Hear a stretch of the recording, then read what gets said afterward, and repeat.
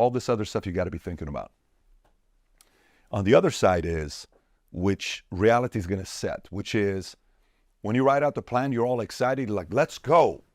Let's go. We're going to take over the world. Boom. Right off the bat, it's like, you know how you watch the movie Gladiator? Ah, boom, guy's killed, right? Right off the bat, you come out and the guy hits you with like a hammer. Like, oh, shit, I'm dead already. So you got all this excitement and drive and passion, but then boom. Boom. You're going to get hit. Rejection first week, first day, first second, first call. Then like, maybe this business plan is bad. It's not the business plan.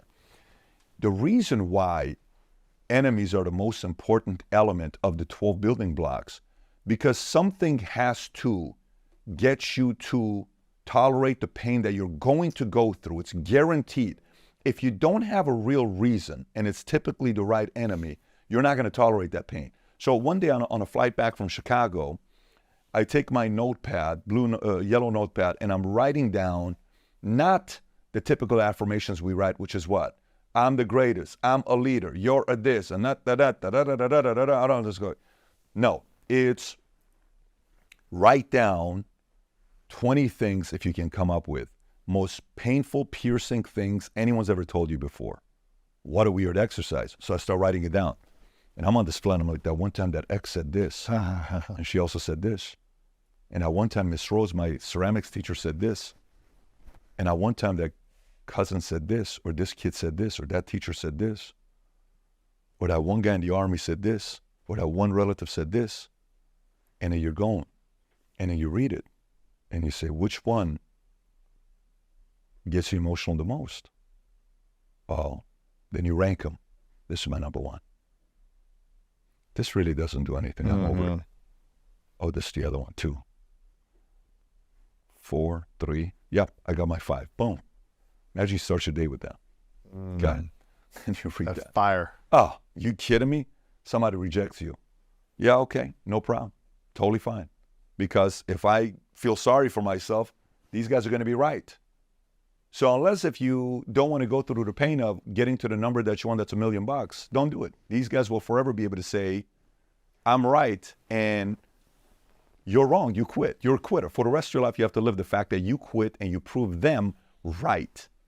How do you feel about that? Then you have to kind of answer that question. So for me, you know, that person, you have to have the mathematical, logical formula on how many calls, how many contacts, how many appointments, how many employees, how many salespeople, how much money you need to have to be able to do the ads and software and technology and tools and all this other stuff.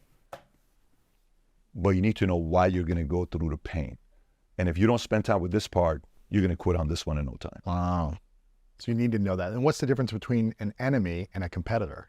Competitor is logical. Like, for example, you know, we're competitors, but you don't drive me. I don't drive you. Right. Like, you're not an enemy to me. I'm not an enemy to you, but we're competitors. So, hey, what do your data look like? What's looking like? Let me see what you're doing on Social Blade. What's going on with this? What's working for these guys? Do you notice how they're doing this?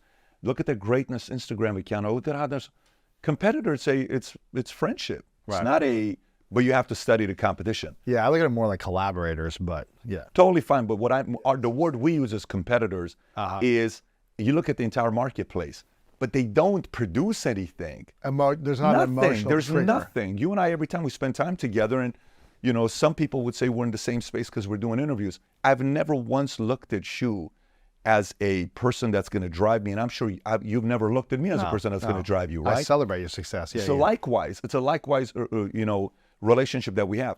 But now you go through this exercise, and then all of a sudden you're like, no, man, that's an enemy. I remember one time I'm 25 years old, 24 years old, we're in Glendale at this Christmas party, and my dad and I are there, and while we're at this Christmas party, one of my dad's relatives makes a condescending remark to my dad. Nothing bad, but it's condescending. And I saw my dad's shoulders and his back kind of got down a little bit, and he laughed. You know the laugh, like you laugh at yourself, but it's like, you know which laugh I'm talking about, right? We did it as kids when we were 13, 14 years old, being punked. And I look at the guy in the face. It didn't feel good for him.